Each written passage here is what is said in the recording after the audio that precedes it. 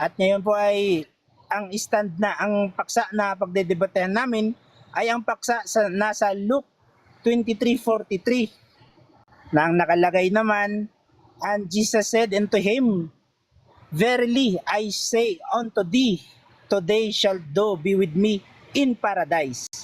Ang stand ko po dito na yung magnanakaw na kasama ni Kristo na naipako din sa krus ay nasa langit na. At yan po ay tututulan na sana ni Guerrero. Sana po ay matutulan niya, no? So, ang stand po ng doktrina ng Katoliko ay ang kausap ni Jesus ay ang mabuting magnanakaw. Bakit niya tinawag itong mabuti? Sapagkat ito ay nagsisi sa kanyang kasalanan. Ito ay kumilala at nanampalataya kay Jesus at ito ay naniwala kay Jesus. Ang paniniwala niya po ay sapat na para siya po ay mailigtas at makasama ni Jesus sa paraiso. Ano ang sinasabi ng doktrina ng Katoliko? Ang salitang today ay malinaw na nagsasaad ng agarang kalagayan pagkatapos ng kamatayan, sapagkat ang salitang po ngayon or today sa English, yan po ay ora mismo. Pagka sinabi ko na ngayong araw ako aalis, ngayong araw ako aalis. Wala pong sinabi at kailan may hindi tinuturo sa paaralan, sasabihin mo ngayon tapos bukas ka pa aalis, 'di ba? Wala pong ganong tinuturo sa school, 'di ba? Kasi ang salitang ngayon at ngayong ay magkaiba po. So, ayon sa pananaw ng Katoliko, oo, ang kaluluwa ng mabuting magnanakaw ay napasalangit na kasama ni Jesus sa araw ding iyon.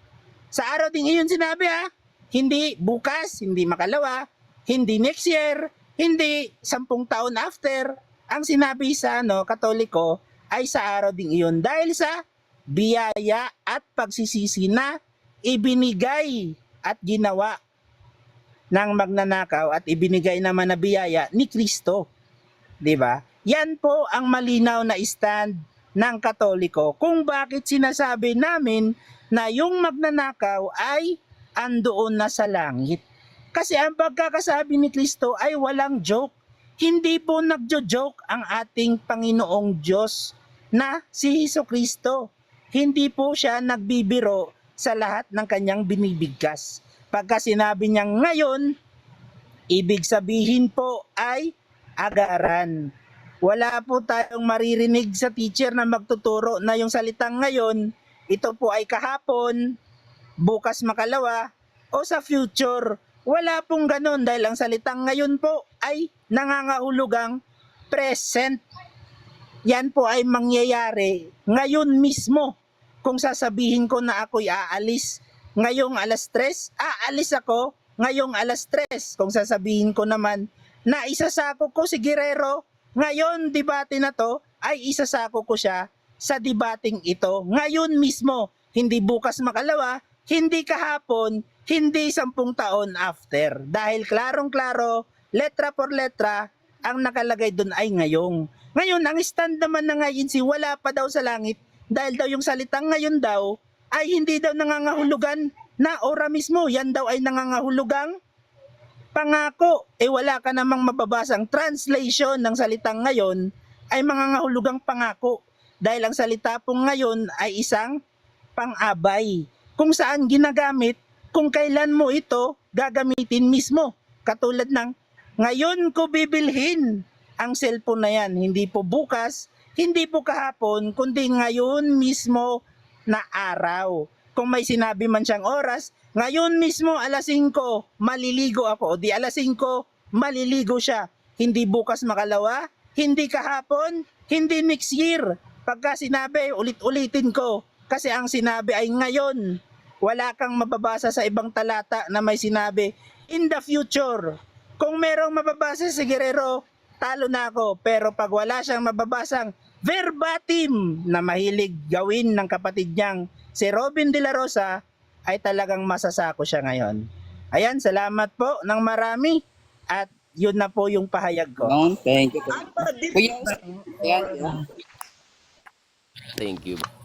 Viewerista, ready na ba yung timer for cross-exam. 7 minutes siya magtatanong para marami siya matanong. Sige. Pwede palaki yan. Mag-wait lang ako sa signal ni viewerista. Sige bro, wait lang. Yan, pwede yan. I-expand kita bro. Yan, Yun. thank you. Viewerista, signal mo lang for the start of cross-exam bro. Okay na ba? Andiyan ka pa, Ay, view? kaso may gagawin si viewerista. Patay tayo dyan. We really need to get a timer for para 7 Okay, minutes talaga matapos eh. ako ng 55, O2, tama, So O2. 53 matatapos ko.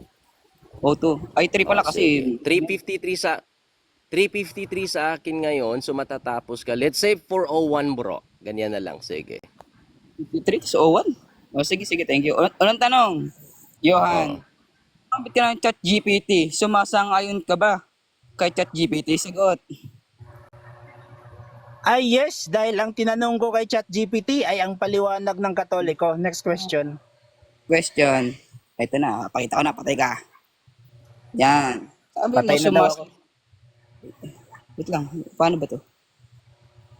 Yan.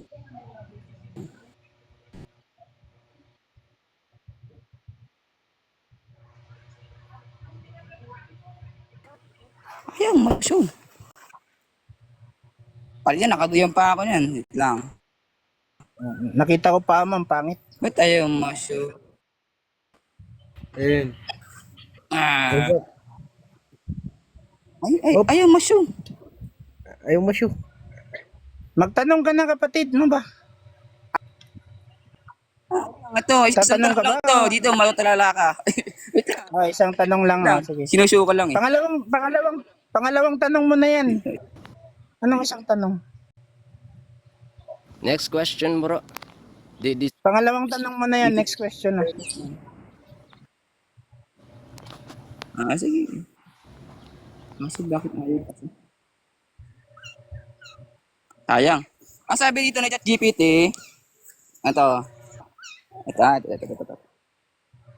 Ayon sa Katoliko, hindi pa umaakyat sa langit si Kristo ayon sa CCC. Ito lang. Hindi ko lang mga ibig sabihin sa CCC. 3 hanggang 367. Sumasang-ayon ka ba dito o hindi? Hindi. Sapagkat yan po ay ChatGPT mo. Next Kasi question. sinabi mo kanina na sumasang-ayon ka kay ChatGPT at ngayon hindi na. Alin sa dalawa ang mali mong sagot? Sumasang-ayon ka o hindi ka sumasang-ayon? Wala po akong maling sagot sapagkat ang sinabi ko kanina ay sumasang-ayon ako sa ChatGPT dahil search ko yon. Ang tanong ko kayo na maliwanag, sumasang-ayon ka ba kay ChatGPT? Sabi mo, oo. Pero ang sabi ni ChatGPT, hindi pa umaakyat sa langit si Kristo o mapadamag na ako nakasama ni Kristo. Ayon sa CCC, sana yun ulit? 633 hanggang 637. Guerrero. Sabi mo, hindi ka sumasang-ayon dito. Ang tanong, bakit magkasalungat ang dalawa mong sagot? Sagot. Yan, nasagot. Sagot. Akala ko isang tanong lang pang-apat mo na yan. Sagot. Ito sagot ko sa'yo. Yung una mong tanong kung sang-ayon ba ako sa ChatGPT na sinearch ko, yes. Ngayon sa pangalawa mong tanong kung sang-ayon ba? Wala akong sinabi na search mo. Ang unang tanong ko maliwanag. Gumamit ng ChatGPT. I-address nyo lang mga bro sa moderator para maayos tayo bro. Objection, No moderator. interruption bro. Objection, moderator. Addiction na lang ang oras. Addiction ka pa. Bro, may Ayaw, objection walang bro. oras. May May oras objection. ka. May oras yun, Sige. walang oras. What's your objection bro? Objection ko, moderator, no? Patapusin niya akong sumagot. Kung may objection sa sagot ko, mag-object siya. Sige. Kuya, 20 seconds para sumasabak- sa sagot bro. Okay, go. Okay, ang sagot ko, makinig ka. Ito na, kaya nga sabi ko sa'yo, dapat matuto ka magpagdebate. Ito na yung sagot ko. Sa una mong tanong, May. next question na lang, next question. Sumasagot bro. Wait lang. May Next no question na, interruption, hirap ito kausap. Next question na lang bro kasi Next ano mo question. ini-interrupt mo bro. Next question na lang bro. Hirap dito kausap, di marunong may pagdebate. Kuya, yung tanong ko ay kanyang dinaragdagan. Ang unang tanong ko sa kanya, gumamit ng ChatGPT. Mag-object ka, makinig ka, Guerrero, mag-object ka kung may problema ka sa sagot ko, mag-object ka. Hindi Sige, yung sige. sasabat ka sa akin Sige, habang sige. sumasagot ako. Moderator's time lang ha, Guerrero, kung meron yung objection sa sagot niya, you can address it to the moderator so we can Oh. decide, bro. Oo. So next question, bro. You have 3 minutes left. Okay. Bakit ganun? Johan, may tanong ako. Cute ba yung ano, yung nasa ano? Ang gwapo niyan ah.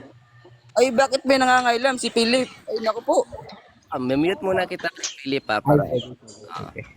nag-informal debate sila, bro. Tagal pa ba? Sige. Pwede ba ako magsalita? We are on the debate, so please let the two person speak na lang. So next question for you, Guerrero. So you're burning your time, bro. Ito question ha. Kaya na gumamit ka ng ChatGPT, sabi mo sumasang-ayon ka dyan. Yan ang tanong ko, kung daragdagan ha. Ang tanong ko, bakit sinabi ni ChatGPT, ayon sa Katoliko, hindi pa umakyat ang mapalad na magnanakaw ayon si... Wala. Saan na yun? 633 hanggang 637. Sagot, bakit magkasalungat yung dalawa mong sagot? Sagot. Sagot, hindi po magkasalungat ang dalawa kong sagot. Bakit? Una mong tanong, Guerrero, no interruption, bro. next question No next interruption. question. Next question. Okay, next question. Objection nga, ang tanong ko, bakit magkasalungat ang dalawa niyang sagot? Hindi ko tinatanong kung hindi magkasalungat o magkasalungat. Tinatanong ko, bakit magkasalungat yung dalawa niyang Wala na sagot? siyang time. Di na ako magka-counter, wala na din siyang time eh. Ay, meron pa pala isang minuto. Ay, may 1 minute pa. Oo. Counter ako, moderator. Sige. Ngayon, counter ko naman sa kanya. Tinanong niya ako ng categorical. Sinagot ko siya ng categorical. Mm-mm. So, dapat meron akong time para 20 magpaliwanag. seconds explanation, bro. Ayan. Explanation. Okay. Next question na, next question. Kung hindi categorical, Hindi marunong. bakit? Hindi daw categorical tanong niya. Pati siya Sagot. hindi alam na categorical tanong niya. Ang ingot. O bakit Johan, magkasalungat? fallacious, Johan. Fallacious. Kaya nga eh. Hindi alam mismo na categorical tanong niya. Time na. Johan, My God. Ang tanong ko, bakit magkasalungat eh? Anong pagkakagawin? Guerrero, you gonna accept it or not, bro, but that's his answer, bro. So wala tayong magagawa doon. So Hindi na. that's his answer. You can Si Guerrero po, hindi raise marunong makipagdebate. Fallacious you nga can po. raise Mali you can raise an assumption. objection to his answer if you feel that it's insufficient or fallacious. So yun lang yun, bro. So next tayo 5 minute na 5 minute na latag mo moderator pala ng Guerrero. Daya siya. Wait lang. Hindi naman sa the moderation is very fair.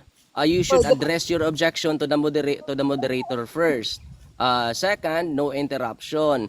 Third, the question was being answered whether the Guerrero will accept it or not. Yun po yun. Sige. 5 minute para sa iyo, bro Guerrero. Ay, isang mongoloid na moderator, bakit?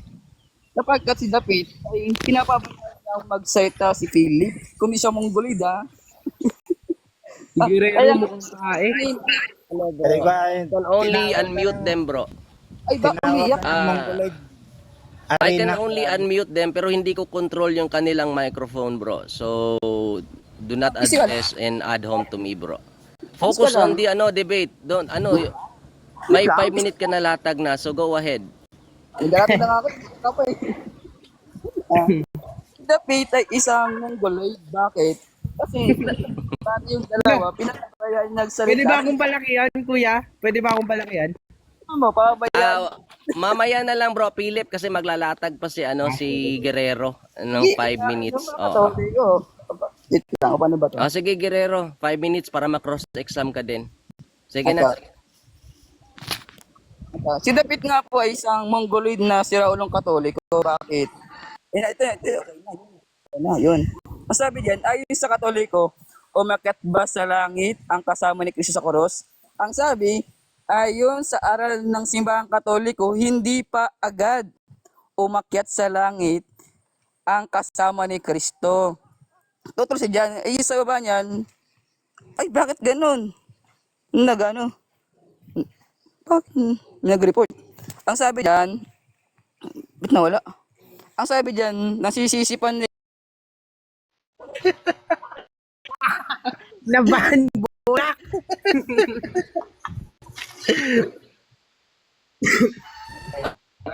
Ay, Nagsabi ng ano eh, tinawag ba namang yung ano, tinawag na si Naban. Mulik na siya ata ma-restrict.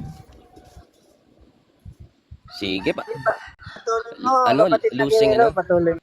Ay, teka, may tanong ako.